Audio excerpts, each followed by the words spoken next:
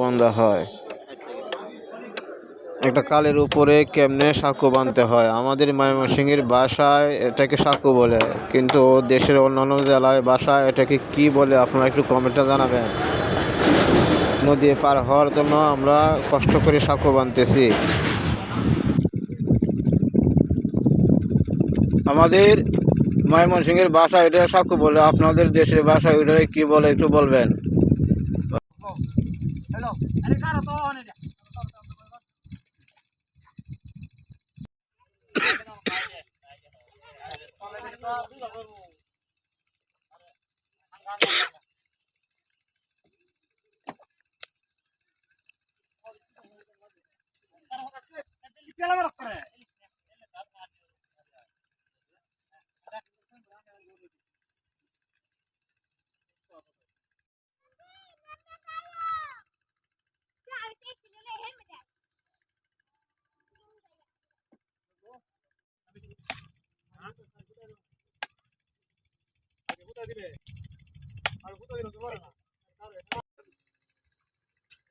Nani andai terbang.